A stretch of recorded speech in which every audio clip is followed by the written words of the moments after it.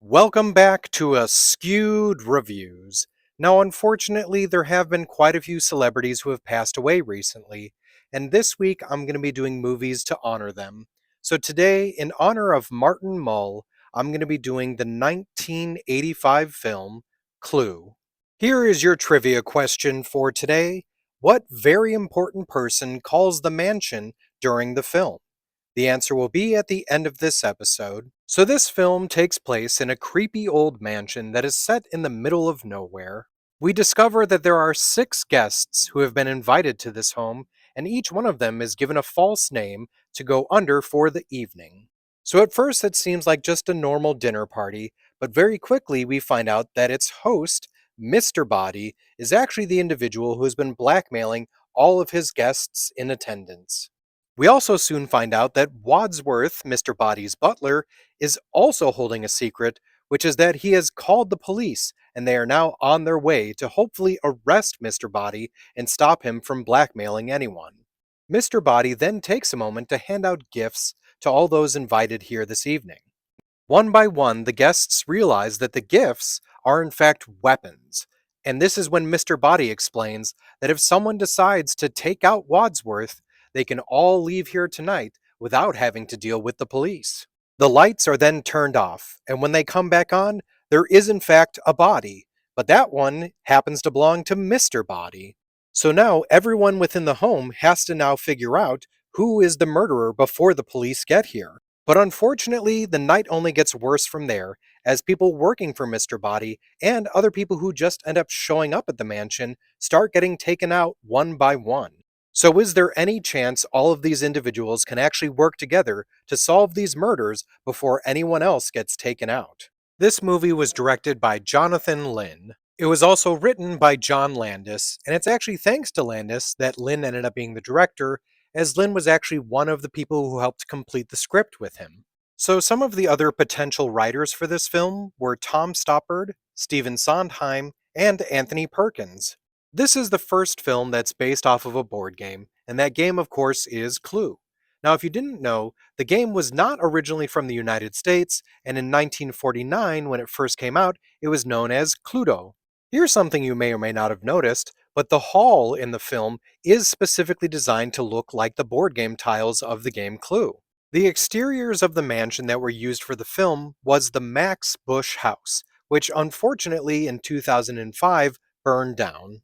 The ballroom is the only room in the film that was shot on location at a mansion in Pasadena, California. The rest of the house was actually entirely a set.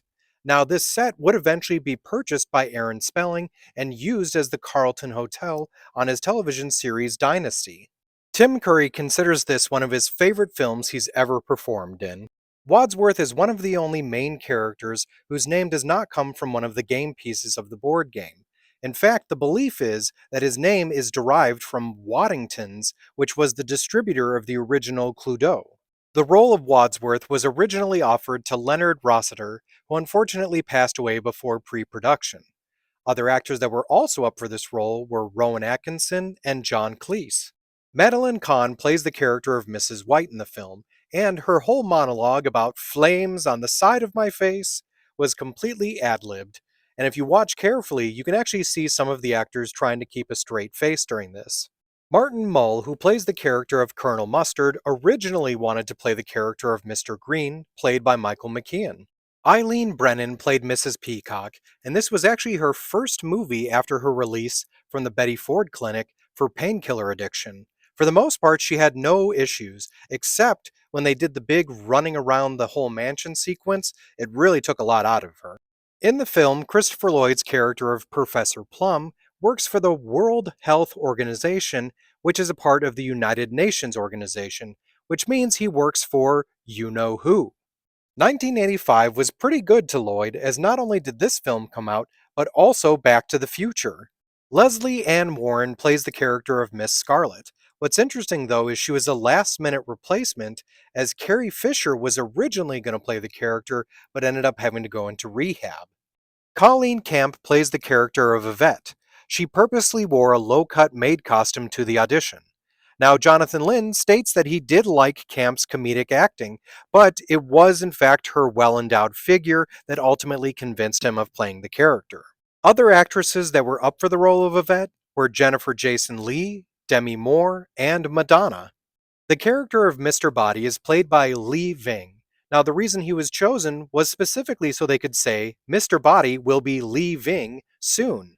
All of Li Ving's lines were actually dubbed over. Something interesting you might not know, Li Ving was actually the frontman for the punk rock band Fear. Another bit of music trivia, the singing Telegram Girl was played by Jane Wiedlin, the rhythm guitarist for the band The Go-Go's. Apparently, F. Murray Abraham was offered an undisclosed role but turned it down to do the movie Amadeus. Martin Mull, Christopher Lloyd, and Leslie Ann Warren all appeared in an episode of Psych called 100 Clues, where they parody this movie. As you're probably well aware, there were 3 different endings shot for this film, and all 3 are included on the home release copies. On the DVD and Blu ray ones, you can even watch it to where it's randomly chosen as to which ending shows up.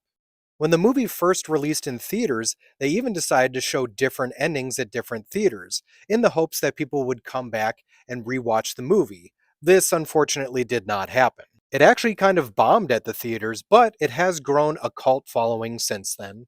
Now, you may not be aware of this, but there was actually a 4th ending that was created where Wadsworth was the killer and reveals that he has poisoned everyone's drinks with a slow acting poison.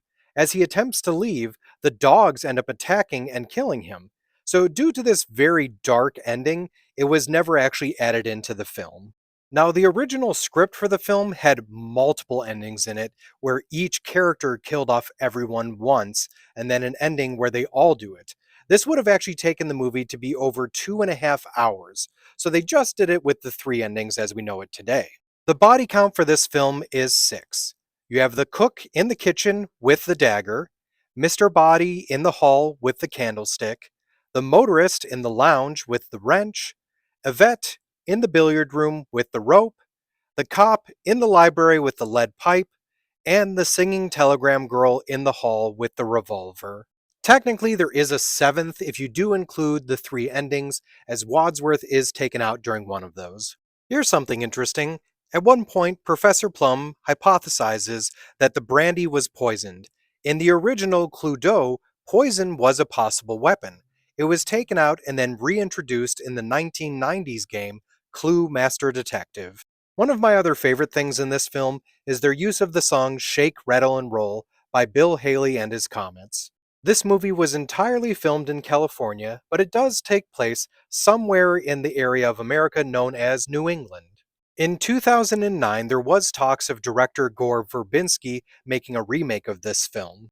Then in 2016, there was talks of an adaptation being directed by James Bobbin, the script being written by Reet Reese and Paul Wernick, and the potential of both Ryan Reynolds and Jason Bateman playing 2 of the roles.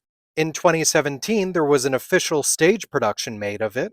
Then in 2022, there was talks of a new script being written by Oren Uziel. And even now in 2024, there's still rumors of a remake. So when it comes to the film Clue, I love this movie. The acting is incredible, there's a great story, and it's so much fun to watch. So I'm definitely giving this one a 5 out of 5. And if you enjoyed this film, other movies I recommend checking out are Haunted Honeymoon, House of the Long Shadows, Knives Out, and Noises Off. Now it's time for the trivia question from the beginning of this episode. What very important person calls the mansion during the film? So that VIP just so happened to be J. Edgar Hoover, the director of the FBI, and depending on which ending was correct, he was trying to reach either Wadsworth or Mr. Green. I hope you enjoyed this episode of Askewed Reviews, and if there's a movie you'd like to see get a review, just mention it in the comments.